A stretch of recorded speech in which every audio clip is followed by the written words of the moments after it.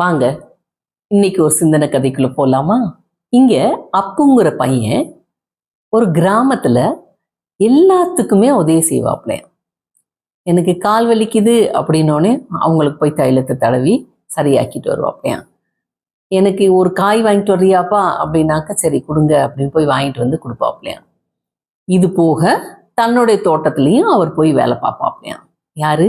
அப்பு. இந்த மாதிரி வேலை பார்த்துக்கிட்டே இருந்தப்ப திடீர்னு நல்ல மழை பெஞ்சிருக்கு. மழை பெய்யும் போது அவங்களுடைய பொருள்களை போய் பாதுகாப்பாக எடுத்து வைக்க ஆரம்பிச்சிட்டாங்களாம். ஆனால் அப்பு வந்து எல்லாத்துக்குமே போய் போய் உதவி செஞ்சுக்கிட்டே இருந்தாப்லையாம். எல்லா வேலையும் செஞ்சு கொடுத்துட்டு வீட்டுக்குள்ளே வரும்போது அப்புவோடைய வயல் எல்லாமே தண்ணியில் அடிச்சுட்டு போயிடுச்சான். இப்போ அப்பு ரொம்ப கவலையாக உட்காந்துருந்தப்ப அவங்க அம்மா சொன்னாங்களாம், ஒரு அளவுக்கு உதவி செய்யி, எல்லாத்துக்குமே நீ வந்து இருக்கிற அப்படிங்கிறத நீ காமிக்கணும் அவசியம் இல்லை. நீ எல்லாத்துக்கும் நீ இருக்கிறன்னா அப்படின்னாக்கும் உனக்குன்னு யார் இருப்பா அப்படின்னு சொன்னாங்களாம். சொல்லிட்டு அதே மாதிரி வந்து அவங்க அம்மா வந்து சமைக்க ஆரம்பிச்சிட்டாங்களாம். இப்போ இந்த அப்புக்கு ரொம்ப கவலை. என்ன நம்ம ஏதோ தப்பு பண்ணுறோமா? எல்லாத்துக்கும் உதவி தானே செஞ்சோம், எல்லாத்துக்கும் நல்லபடியாக தானே நம்ம உதவி செய்ய போனோம். ஆனால் ஏன் எனக்கு மாத்திரம் யாரும் உதவி செய்ய வரலை அப்படிங்கிற ஒரு கவலை இருந்ததாம். அப்போது ஒரு நதிக்கு ஓரமாக ஒரு தாத்தா உட்காந்துருந்தவர்கிட்ட போய் கேட்போம். ஏன்னா வயசானவர், அவருடைய வாழ்க்கையில் என்ன அனுபவிச்சிருக்கிறாரோ அவர் சொல்லுவார் இல்லையா, அனுபவங்களை அப்படின்னு சொல்லிட்டு போனார்.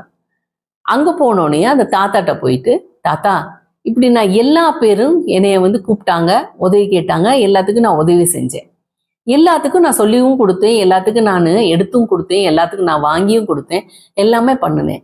ஆனால் எனக்குன்னு வரும்போது யாருமே வரலை, என் வயலெல்லாம் தண்ணியில் அடிச்சுட்டு போயிடுச்சு அப்படின்னு சொன்னாப்லையா. அப்போது இந்த தாத்தா சொன்னாராம், இந்த நதிக்கு நேரில் தான் நான் உட்காந்துருக்கிறேன். அந்த நதி எப்படி ஓடுது? அமைதியாக தான் ஓடுது. திடீர்னு மழை ரொம்ப ஜோன்னு பெஞ்சிச்சுன்னா தண்ணி எப்படி போகும்? அங்கிட்டு இங்கிட்டு போகும் அப்படின்னு சொன்னாப்லையா. தண்ணி நிறையா வந்துச்சுன்னா வெள்ளம் வரும். வெள்ளம் வந்துச்சுன்னா கட்டுப்படுத்த முடியுமா? முடியாது. அதே மாதிரி தான் நம்ம ஒரு லிமிட்டோட தான் இருக்கணும், ஒரு அளவோட தான் நம்ம பழகணும், ஒரு அளவோட தான் நம்ம உதவி செய்யணும். எல்லாத்துக்குமே நம்ம இருந்தோம் அப்படிங்கிறத நம்ம காமிச்சோம்னா யாரும் நமக்கு மதிப்பு கொடுக்க மாட்டாங்க. உனக்குன்னு ஒரு எல்லையை உண்டாக்கி நீ வாழ கற்றுக்க அப்படின்னு சொன்னாராம் அந்த தாத்தா.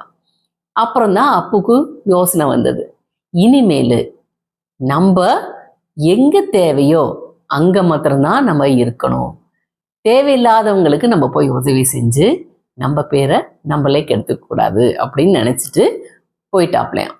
இப்போ திடீர்னு வயலில் வேலை பார்த்துட்டு இருக்கும்போது ஒரு ஆள் வேகமாக ஓடி வந்து, பா போய் ஒரு டாக்டரை கூட்டிட்டு வா, என் வீட்டுக்காரம்மாக்கு உடம்பு சரியில்லை அப்படின்னு ஒரு கணவர் ஓடி வந்தாராம். அப்போது அப்பு சொன்னாராம், உங்கள் வீட்டுக்காரம்மாக்கு உடம்பு சரியில்லைன்னா நீங்கள் ஆஸ்பத்திரிக்கு கூட்டிகிட்டு போங்க, என்னை ஏன் கூப்பிடுறீங்க, உங்களுக்கு வேணுமா வழி சொல்கிறேன் அப்படின்னு சொல்லிட்டு அப்பு நேராக போய் திரும்புங்க, உங்களுக்கு அவங்களுக்குள்ள ஆட்டோ கிடைக்கும், பிடிச்சி நீங்கள் போகலாம் ஆஸ்பத்திரிக்குன்னு சொல்லி ஐடியா மாத்திரம் கொடுத்தாப்லையா.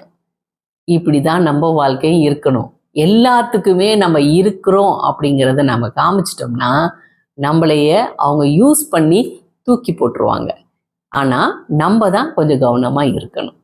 இருக்கலாமா?